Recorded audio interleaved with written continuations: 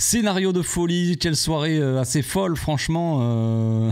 Oh, le seum à la fin du match, quoi. Et on l'avait dit, de toute façon on le savait, et puis on avait été prévenu aussi sur le dernier match contre l'Atlético. C'est pas la première fois qu'il marque à la fin du match. C'était arrivé la dernière fois, si je me dis pas de bêtises, c'était même Sorloth aussi qui avait marqué, et là c'est encore lui. Encore lui. Ils ont appuyé là où ça faisait mal, hein, dans les transitions, dans le jeu, les appels dans le dos des latéraux. On l'avait dit aussi dans l'avant-match, c'est le point faible de ce Barça. J'avais oublié, j'étais toujours en train de faire l'intro. Bon, débrief à chaud, c'est parti.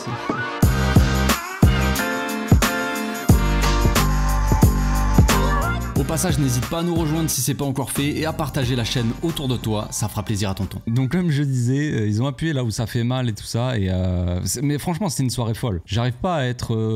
Alors je suis un peu déçu là pour le coup, forcément, mais bon, c'est un match aller, match retour, c'est les matchs de coupe, c'est comme ça. Rien n'est joué, hein. Même si on avait gagné, rien n'était forcément définitif, tu vois. T'es pas sûr d'être qualifié. Et il faut jamais enterrer l'Atlético et il faut jamais enterrer le Barça non plus. Enfin, c'est vraiment un scénario de folie parce que très rapidement, on rentre dans le match de la pire des manières. Pas vraiment d'intensité, pas forcément d'agressivité. Ce manque d'agressivité là par rapport à cet Atlético Madrid qui vraiment se sortait du pressing très facilement. Il semblait vraiment au-dessus de nous, mais largement au tout début de match. Les 10-15 premières minutes, il y avait une classe d'écart. Il y avait une classe d'écart entre les deux équipes. Comme je le disais, un manque d'agressivité au milieu de terrain du Barça pour essayer de récupérer les ballons. Peut-être même s'il y avait un manque d'agressivité, même avec ça, de toute façon, je trouvais que l'Atlético était vraiment au-dessus et qu'ils arrivaient facilement à se défaire de ce pressing. Donc tu disais, tu peux pas faire grand chose de plus. Il faut être plus précis. Eux, ils étaient très précis techniquement dans leur transmission, dans les passes, dans les petits dribbles pour sortir d'un pressing. Et ça allait super vite. Les appels, tout ça, ils nous ont fait très mal en début de match. Donc là, tu te dis, on démarre la soirée, il n'y a pas pire.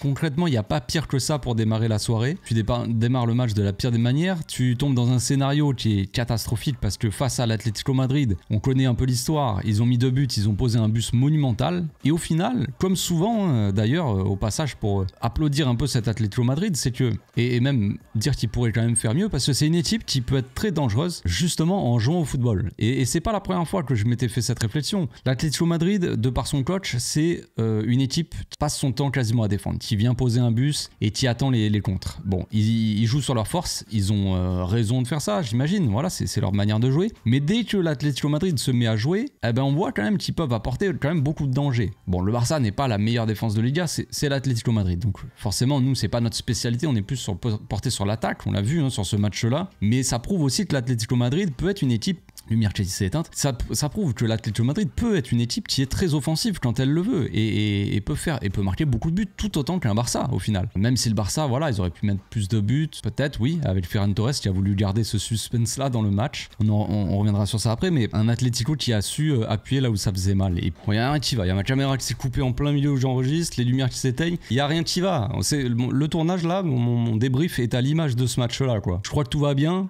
Et finalement, il y a rien qui va. Tout coupe d'un coup. Je sais même plus où j'en étais. Donc ouais, j'étais en train de dire un Barça qui se réveille d'entre les morts et puis ça a coupé. Est-ce un signe? Je ne sais pas. Mais en tout cas, ouais, un Barça qui revient d'un coup comme ça dans un match. Je suis resté sans voix. Je suis resté sans voix parce qu'on s'est dit que ce Barça-là ne baisse jamais les bras, n'est jamais mort. Et c'est beau, tu vois. Tu te dis, tu reviens d'un match, c'est une immense perf pour moi de passer d'être mené 2-0 contre l'Atlético Madrid qui attendait que ça. C'était le piège. C'était qu'on joue haut, qui nous tape en contre et qui pose un bus derrière et qui prennent aucun but, tu vois. C'était le plan de Simeone. Et le plan était, en début de match en tout cas, était fait appliqué à la perfection et on s'est dit c'est fini. On va galérer, on a vu comme on a galéré un peu contre le Rayo Vallecano, on a vu comme on a galéré contre Las Palmas, même si c'est des matchs qu'on a gagnés, mais on s'est dit l'Atlético Madrid qui est encore meilleur en défense, on va se casser les dents sur cette défense-là et ça va être très compliqué. Au final, on a fait des différences sur des coups de pied arrêtés, 2 buts sur corner, but de Koubarsi les amis. Quel match de Koubarsi, quel défenseur, le défenseur du siècle. Oh là là, quel joueur. Quel joueur, Koubarsi. Il a mis son premier but avec le Barça, les amis. C'était pour fêter un peu la soirée. Malheureusement, ça offrira pas la victoire parce qu'on ne gagne pas ce match. Mais quel match. Sa récompense, son match est magnifique. Sa saison, ses performances en général, de toute façon. Mais voilà, il met son premier but sur corner. Après, un autre but sur corner aussi. Les corners de Rafinha sont tirés. C'est des lasers, le truc. Il arrive sur la tête du joueur, hyper fort. Une dinguerie. Comment il tire bien les corners. Les deux mêmes, au deuxième poteau. 2 buts, donc c'est magnifique. Mais donc on revient comme ça, 2-2, tu sens que là, il y a un Barça qui s'est réveillé. On prend 2-0, on prend un gros coup derrière la tête. Il y a Warthog qui a fait un tweet d'ailleurs, ça m'a fait extrêmement rire. C'est totalement ça. Il y a Flick qui a enlevé sa veste. À partir du moment où il a enlevé sa veste, le Barça ils se sont réveillés. On dirait qu'il a été oh là là, je vais m'énerver. Oh attention les gars, il est en train de s'énerver, vas-y, on va se mettre dedans. Ça m'a fait rire. Au moment où Flick il a enlevé sa veste, bah, les joueurs ils ont sorti les doigts et ils sont mis à jouer. À mettre un peu plus d'agressivité au milieu. Même un De Jong, on l'a senti reboosté.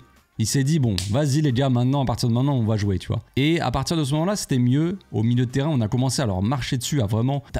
Ce match-là, t'étais sur ton canapé, mais t'arrivais même pas à respirer tellement. Ça n'arrêtait pas. Et l'Atlético Madrid, ils étaient tellement étouffés dans cette deuxième partie, on va dire, de première mi-temps. Ça n'arrêtait jamais. Le Barça, ils étaient très hauts. L'Atlético, dans leur surface, ils étaient 10 devant la surface, vraiment compact, gigabus. Et le Barça qui arrêtait pas, qui poussait. On revient 3-2, on va jusqu'à mettre le 4e. Magnifique. Quel taf aussi de Lamine Yamal, qui a mélangé pendant toute la première mi-temps, il a mélangé Galan. Il a dû sortir parce qu'il avait pris un jaune. Bon, le jaune est un peu gentil quand même, parce que pour moi, il n'y a pas carton jaune, pas sur cette faute-là en tout cas.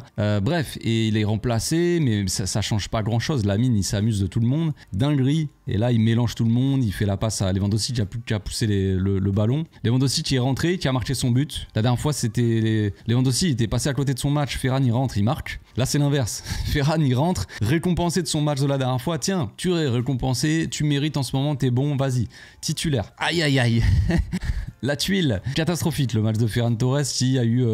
c'est ça le problème, c'est que t'as 2 grosses occasions et dans des matchs comme ça, il faut les mettre. Tu peux pas te permettre de louper. Des occasions aussi grosses, quoi, aussi importantes. Tu peux pas te permettre de louper. Tu peux avoir des occasions où ça va être un peu compliqué de les mettre. Bon, si tu les mets pas, ça va, mais quand tu dribbles le gardien, qu'il n'y a plus de gardien dans les cages et tu rates ta frappe, des trucs comme ça, ça te fait... ça peut te faire perdre un match. En tout cas, ne pas le gagner, visiblement. Donc bon, après, très rapidement, on a marqué, donc on a un peu oublié ces ratés-là. Mais au final, quand on fait les calculs et quand on fait les comptes à la fin du match, ça pourrait être décisif aussi pour la qualif, pour la finale. Enfin, pour aller en finale, quoi. Donc c'est tristouné, hein. Lui qui était en forme, on l'a senti totalement à côté de ses pompes. Pourtant, dans les derniers matchs, il dégage cette confiance-là que tu te dis à tout moment, il tire, il marque. Et là c'était tout le contraire. Et au final, Lewandowski qui rentre, il marque. Bon. Après, il a fait un gros raté quand même, donc on peut pas dire qu'il était en totale confiance, mais en tout cas, il était là où il fallait, quand il le fallait, et il a mis son but. Donc ça,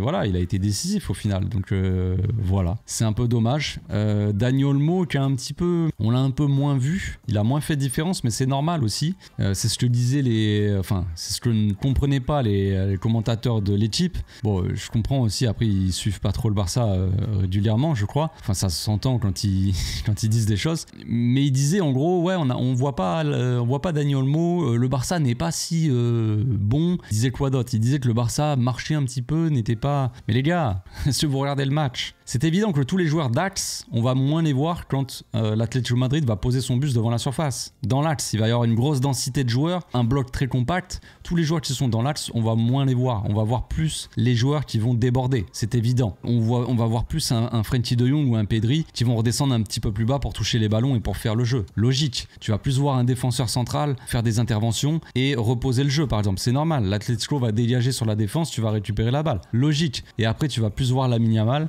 parce que Lamine, il va essayer de débloquer le match un petit peu, mais de passer sur les côtés parce que dans l'axe, c'est très compliqué de passer. Encore une fois, c'est logique et c'est normal. Donc le fait qu'on voit pas Dani Olmo, qu'on voit pas Rafinha, qu'on voit pas aussi, les seules fois où on voyait Rafinha, c'était sur le coup de pied arrêté ou quand il sortait un petit peu de cet axe-là. Donc c'est logique. C'était le plan de l'Atlético de mettre beaucoup de densité dans l'axe, de nous empêcher de passer par l'axe, bloquer au mieux les transmissions. Et oui, on a eu un peu de mal à passer par l'axe. Donc on a moins vu ces joueurs-là dans l'axe. Puis il y avait moins d'espace pour faire des différences. Tout ça, ça a été plus compliqué. Donc c'est de la logique. Et puis le fait que le Barça ne soit un petit peu à trottiner, bah quand t'as l'Atlético, l'équipe entière qui est devant sa surface, tu vas pas courir. Je veux dire, tu vas courir où? Tu vas courir direct sur le bus et tu vas prendre une portière. C'est compliqué. Donc oui, t'as moins de distance à parcourir. Donc des fois, tu vas essayer d'accélérer le jeu, mais plus par la passe que par les dribbles parce que t'as pas de place vraiment pour accélérer. Balle au pied. Mais bon, comme je l'ai dit, c'est de la logique. Donc le Barça qui finit par se faire rattraper au score alors qu'on tenait le match. C'est là où on peut avoir une grande déception, une grande frustration. C'est qu'encore une fois, je sais pas si on peut dire qu'on mérite de gagner par rapport au match de Liga la dernière fois. La dernière fois, on méritait vraiment de gagner et puis on perd ce match. Là c'était kiff-kiff. En vrai, ils ont eu quand même beaucoup d'actions. C'est pas pour rien qu'ils ont mis 4 buts. Nous, on en a mis 4 aussi. Voilà, c'est un gros spectacle quand même. Une soirée footballistiquement parlant. Ça fait plaisir de voir des matchs comme ça aussi. Même pour un supporter assez neutre, ça fait beaucoup de buts, beaucoup de choses qui se passent dans le match. Ça attaque un petit peu dans tous les sens. Donc c'est agréable. Maintenant, pour nous, supporters du Barça, c'est très frustrant parce qu'on tenait ce match. On avait toutes les clés en main. On mène de 2 buts, 4-2. On se dit, ça va, 2 buts d'avance, c'est bien pour le match retour. On commence à déjà peut-être à penser au match retour. Moi, peut-être que les joueurs aussi, hein, sur le terrain, je sais pas, mais moi, devant ma télé, sur mon canapé, quand j'ai vu le 4-2, je me suis dit, bon, 2 buts d'avance pour le match retour. J'ai commencé à me réfléchir. Le match retour, comment ça pourrait se passer si ils vont devoir sortir, devoir vraiment attaquer, ils vont laisser des espaces. Eh non, frérot. J'ai pris une petite tape derrière la tête. Attention, cousin, parce que le match n'est pas fini. Et maintenant, le match retour est bien différent. Parce qu'il y a 4-4, donc ça remet les compteurs vraiment à 0. Et puis le match retour, il est chez eux. Donc ça va pas être facile. Ça va vraiment pas être facile, mais j'espère que ça sera un match aussi plaisant parce que quand même si c'est très frustrant, il faut quand même profiter aussi de ce spectacle-là. C'est pas tout le temps qu'on a du spectacle en Liga, les amis. Donc on peut un minimum être content, peut-être, j'en sais rien. Pas content du résultat, mais le match était plaisant, quoi, à voir. C'est tout ce que j'ai envie de dire. Je dis ce que je veux, ok? Je vais mettre en story une petite boîte à questions pour la FAQ, vous pouvez me poser les questions. Et puis demain, on sortira probablement l'analyse, s'il y a des gens qui sont intéressés par l'analyse. C'est vrai qu'il y en a pas beaucoup, généralement. À demain. Bonne soirée.